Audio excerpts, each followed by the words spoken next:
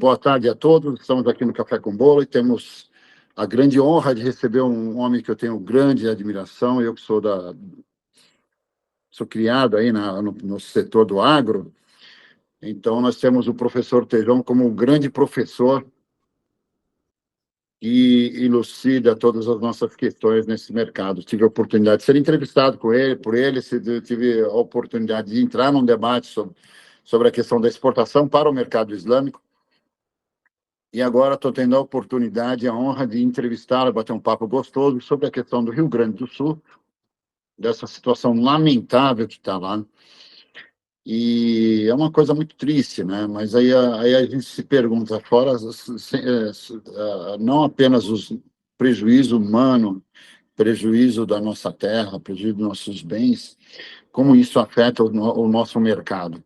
Boa tarde, professor. Boa tarde, Ali. Um prazer imenso estar com vocês e as nossas conversas que nós já tivemos a respeito de como o Brasil pode atuar muito mais fortemente na segurança alimentar, na transição energética do mundo, né? Conversas boas com você e você me estimulando. E olha, eu sou um estudioso, meu caro Ali, das religiões. E não podia deixar de falar com você sem dizer que estou lendo o Alcorão também, meu caro amigo. Que ótimo! Eu estou aqui, tá certo? Então, como um admirador, um estudioso que sou das várias religiões, com muito respeito, caro amigo, olhando aqui o conhecimento de vocês. Mas, olha, você, Ali, tem dito sempre nas nossas conversas de que o Brasil poderia vender muito mais para o mercado halal, tá certo? Do que a gente faz. Isso é verdade em praticamente tudo, né, que a gente realiza no mundo. Nós sabemos produzir no ambiente tropical do planeta Terra, tem esse conhecimento, é um conhecimento importantíssimo para todo o cinturão tropical do planeta Terra, o conhecimento tecnológico que o Brasil desenvolveu. E com certeza nós poderíamos fazer muito mais negócios, né? Que, aliás, é uma arte muito da sua cultura, meu caro. Vender, né? E o poeta Camões, aquele português, ele escrevia: quem faz o comércio não faz a guerra, né? Escrevia o poeta Camões. E eu me lembro que, recentemente, em função de toda essa crise, né, mais uma no Oriente Médio, eu fiz um artigo dizendo que o Brasil precisava ter uma grande consciência de responsabilidade, né, tomando muito cuidado em como olha esses assuntos que vocês dominam milenarmente, que é esse aspecto envolvendo aí as culturas do Oriente Médio. Então, que o Brasil não podia ficar falando besteira, tinha que tomar muito cuidado, porque somos um país neutro e um país voltado à produção de alimento e transição energética. Mas sente-se, caro Ali, prazer imenso de estar aqui com você e em meio agora a esse trauma, a esse cataclisma, a essa tragédia do Rio Grande do Sul, não é? Um assunto que vai mexer e já está mexendo com o preço dos alimentos. Eu acabei de conversar agora com a Associação Brasileira da Indústria do Arroz. O estado do Rio Grande do Sul representa 70% do arroz brasileiro, então há muita incerteza por lá, apesar da colheita já estava a nível de 80%, porém existem silos e armazéns que estão sob água, problema da logística, ou seja, com quem a gente conversa no Rio Grande, a incerteza da previsibilidade do que está acontecendo ainda é muito prematura, viu, amigos? Muito prematura, mas com certeza é uma tragédia em que ninguém sai igual de uma tragédia dessa, né? Então é uma tragédia que vai mexer com todo o país e com certeza vai mexer com os nossos irmãos e irmãs gaúchas, que têm uma história extraordinária de imigrantes e uma realização muito grande. Mas é uma grande transformação, vamos assistir, viu? O senhor acha que poderia dizer que é um divisor de águas da situação do agronegócio ou nem para tanto? Olha, um grande trauma, né? Uma grande tragédia, você nunca fica igual. Sim. Ou você melhora, aperfeiçoa, ou você piora. Nem sempre uma grande tragédia faz com que você evolua. Mas eu creio que essa tragédia ela vai nos ajudar, infelizmente, né? Uma tragédia, mas ela vai nos ajudar no que a gente cobra constantemente a necessidade de um planejamento estratégico, uma política nacional de Estado do agronegócio brasileiro, porque é um assunto sério demais. É um assunto sério demais para você ficar simplesmente em função das leis, das incertezas, das leis dos fatores incontroláveis, além de mercado, além de câmbio, além de economia, além de guerras, além de conflitos internacionais, também nos aspectos climáticos. Ou seja, eu creio que isso vai nos acender, já acendeu uma luz vermelha importantíssima de um planejamento estratégico do país com relação ao sistema alimentar, energético e ambiental. Eu vou fazer só mais um comentário antes do doutor Marcelo iniciar seus comentários. Professor, eu vejo o seguinte, que nos últimos anos, pegando a deixa aí da sua palavra, mostrou que o Brasil não tem plano B para nada. Eu nunca vi coisa igual. Vamos falar sobre as tragédias que nós tivemos agora, Brumadinho, ou seja a pandemia mesmo do Covid. No Covid tivemos que importar máscara, coisa mais simples do mundo. Nós não tínhamos um plano de contenção, não temos, sabe? Eu vejo que alguns problemas, a questão de preço, porque nos faltava milho, ou alguma coisa de soja. Nós tivemos um problema sério com questão do fertilizante. Naquele momento, até eu me assustei quando o então presidente Bolsonaro foi até a Rússia. Eu falei, mas o que ele foi fazer lá? Pelo amor de Deus, tomar partido nesse exato momento. Nós não tínhamos fertilizante. O país, mais poderoso país do agronegócio, nós não tínhamos não estávamos preparados para ficar sem os fertilizantes. Aí acontece tragédias como essas, e tem uma coisa muito boa no Brasil. Eu vejo que, por exemplo, tragédia como no Rio Grande do Sul, eu vejo que está tendo apoio de pessoas, graças a Deus, de todos os setores, empresários, pessoas civis, militares, de todos os setores. E graças a Deus, isso é uma coisa boa que nós temos, né, professor? O povo brasileiro, ele é um povo bom. Ele é um povo bom e está todo mundo sofrendo com os nossos irmãos. É solidário. Sem dúvida, sem dúvida. Está todo mundo sofrendo junto com os nossos irmãos gaúchos. Aliás, tem uma expressão do sociólogo italiano, o De Masi, infelizmente já falecido. Ele diz: a melhor coisa que o brasileiro tem para fazer para o mundo é ensinar o mundo a ser mais brasileiro.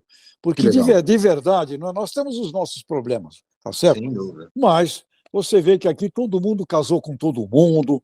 O meu genro é árabe, o meu outro genro é japonês, ou seja, nos misturamos aqui, casamos aqui, misturamos. Então, é um país realmente muito interessante sob esse ponto de vista da empatia, né? E aí, nessas horas, há uma grande corrida de solidariedade, mas com certeza está na hora de termos um planejamento estratégico muito mais bem feito quando falamos de assuntos tão graves como o alimento e como essa transição energética. É um assunto que merece uma planificação de Estado, um plano, uma política do agronegócio do Estado brasileiro. Eu sinto grande falta disso. Doutor Marcelo Lazuri, suas considerações, porque se você me deixar falando com o professor Tejon, eu vou ficar até amanhã. Até amanhã. Adoro esse homem. Tem muito mais conhecimento do que eu, né? Sou grande admirador. É um prazer enorme recebê-lo aqui, professor. É justamente isso, a questão da solidariedade do povo brasileiro, tanto que primeiro que a gente não é acostumado com tragédias desse porte, né? A gente tem aí um Estado, né, importantíssimo, considerável, em torno de 80% desse Estado ali comprometido, né? Essa ajuda inicial que é extremamente importante, com a entrega de alimentos e suprimentos, mas vai ser um Estado que vai precisar ser reconstruído, e reconstruído de uma forma a evitar que isso novamente aconteça. até pela fala do professor, né, é necessária essa intervenção estatal, professor, para que a gente tenha um maior controle, já que os alimentos impactam direto a nossa economia, né? Isso é muito importante, isso faz toda a diferença, principalmente o arroz, né? O item básico aí, e a produção enorme do Rio Grande do Sul. Já vivemos esse fenômeno por conta da outra enchente, né? Com os preços elevadíssimos. Esse controle que foi feito lá no passado, através de armazéns, né? Através de uma regulação do preço de mercado, o senhor acha essa ideia positiva? A gente precisa investir mais, o governo precisa investir mais nisso, professor? Sem dúvida, quando fala da segurança estratégica brasileira, e o agronegócio é pelo menos 30% do PIB, você ter uma dependência, como o Ali falou, do fertilizante, é uma coisa que você, caramba, não dá. Por exemplo, mas não é só do fertilizante, dependendo de chips para as máquinas funcionarem, dependemos de princípios ativos de produtos químicos, dependemos da genética, atenção, genética, etc. Ou seja, temos uma dependência no antes da porteira considerável. E quando você vai para a infraestrutura, para a logística, para o porteiro e pós-porteira, nós somos um país praticamente sem armazéns, né? Praticamente sem armazenagem, não temos condição de, talvez, de colocar em armazéns nem a metade da produção brasileira, além de todos os problemas logísticos e infraestruturais e setores agroindustriais também, que precisariam de muito investimento para agregação de valor, como é o exemplo que a gente tem conversado aí, quando podemos, sobre toda essa oportunidade, a Lau, né, por exemplo, tá certo? Tem muito segmento, muito nicho de mercado para o Brasil atuar. Então, nós não temos esse plano e ficamos muito dependentes das pessoas agirem, né? As cooperativas brasileiras têm feito um bom trabalho, temos que ressaltar as cooperativas. Eu diria que de tudo, talvez seja o fator mais sólido, seja o cooperativismo brasileiro, é um cooperativismo também agroindustrial. Então, é um país muito jovem, gente. Nós temos muito para fazer, viu? Também. Sem dúvida, professor. E até aproveitando, a gente tem, né, uma questão muito polêmica que envolve a questão da preservação do meio ambiente na região norte do nosso país, né, onde é possível a extração, né, de uma forma responsável, né? A gente tem uma riqueza enorme ali, né, professor? Como é que a gente consegue equilibrar isso? Qual a atuação do poder público em também fiscalizar? Porque, ao que me parece, né, como leigo, a gente tem uma riqueza enorme, pouco explorada e com dificuldades em liberar essa exploração sem atingir o meio ambiente, né, da forma mais adequada.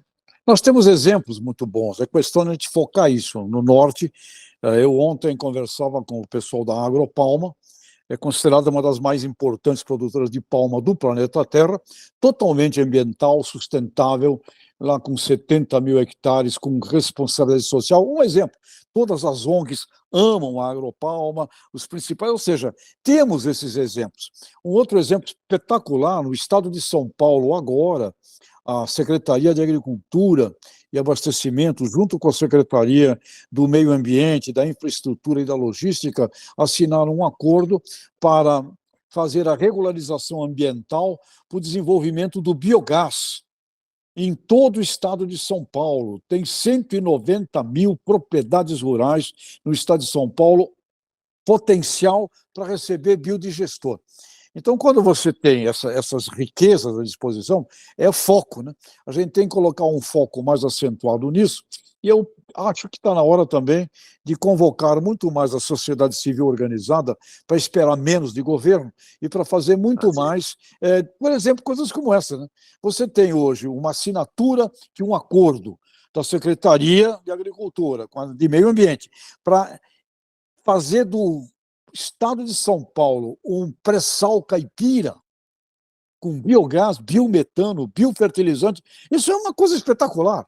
Exato. Nós teríamos que estar aqui, vamos fazer logo, porque significa meio ambiente, significa, inclusive, essa estratégia até de você diminuir dependências em insumos essenciais e fundamentais. Então, o Brasil é uma riqueza muito grande, é um patrimônio espetacular, e talvez nos falte, eu acho até, nos falta mais união da sociedade civil organizada até, do que a gente ficar também falando, esperando o tempo inteiro só de governo. Porque, como o senhor bem falou, né, professor, o grande, né, o grande empresário, né, mesmo do agronegócio, ele tem toda uma equipe, ele tem todo o suporte, ele sabe os meios, por exemplo, da exportação. O pequeno já enfrenta enorme dificuldade, acho que a cooperativa auxilia muito nesse sentido, a gente precisa fortalecer esse tipo de trabalho, né, Sem dúvida. Potencializa aquele pequeno produtor, né, independente do setor do agro, a levar isso para um mercado que ele não consegue atingir sozinho, né, por conta da estrutura. Sem dúvida alguma. E aí eu quero aproveitar esse nosso encontro até para, como estamos falando aqui da sociedade civil organizada, cada vez mais eu entendo que as confederações nacionais empresariais, os presidentes das CNs, 8, 9 confederações, comércio, indústria, agropecuária, cooperativa, financeira, transporte, 8, 9 confederações, se eles se reunissem, porque tem quadros espetaculares, técnicos ótimos, estruturas admiráveis das confederações, então eu gostaria que as confederações nacionais empresariais tivessem mais reunidas para esse planejamento tão fundamental, e talvez nós dessemos saltos nesse sentido, esperando menos. E o governo vem junto, tem gente boa no governo.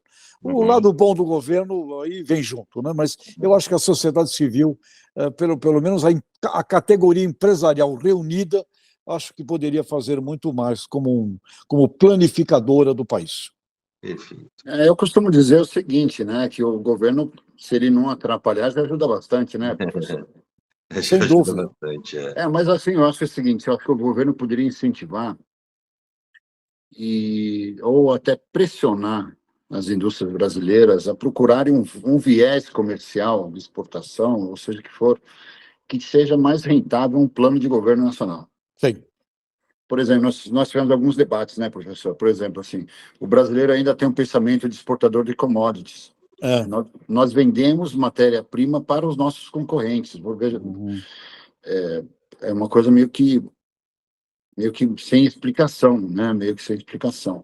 Então, se você chega no Oriente Médio e vê as prateleiras lá, dos produtos com melhor valor agregado, você quase não vê o produto brasileiro. Você vê em commodities, proteína animal, isso, aquilo, tal, maravilhoso. O café, açúcar, etc. Carne, frango, que é bem mais o meu negócio, tal. Mas e os produtos que são industrializados, que pagam mais impostos, que geram mais receita, que geram mais empregos? Nós deixamos para terceiros fazer. Isso é uma coisa muito ruim, né, professor? Essa questão do halal, que aí nós conversamos muitas vezes, o Brasil, ele é, de uma forma orgânica, o maior exportador de produto halal do mundo, sem ter um plano de governo. Foi uma coisa natural. Uma coisa natural, dos esforços das indústrias. Você imagina se tivesse uma união, como o professor está dizendo, junto ao governo, com um trabalho aí bem mais alinhado, talvez... Sabe, professor, eu tive com a então ministra Tereza Cristina numa das missões, e fomos visitar os países árabes e visitamos os Emirados. E vimos lá plantação de banana, milho, sei lá, pepino, tomate, no meio do deserto. E eu questionei o pessoal, não é mais caro você fazer aqui? Ele falou, sim, mas não podemos ficar dependendo. Claro. Não podemos ser um país dependente. Um país pequeno. Claro. Então, vamos dizer, é estratégia para um país, é uma estratégia, uma segurança alimentar e etc. Né? Claro. E com essa condição, por exemplo, assim, o que está acontecendo com o Rio Grande do Sul é uma situação que tem dois viés muito importantes. Tem a questão humana nossa, que nossos irmãos estão sofrendo, e não adianta achar que é só lá no Sul. O que acontece no Sul acontece no Nordeste. Vai impactar, né? De uma vai forma impactar. geral. Então, é uma coisa muito importante esse assunto aqui. Eu tenho muito mais coisa a falar com o professor, mas o professor não vai poder ficar com a gente. Eu tenho mais 3 minutos com o professor. Então, se tiver umas últimas considerações... Eu gostaria de aproveitar essa visão empresarial. E, olha, Uma coisa, por exemplo, que eu acho que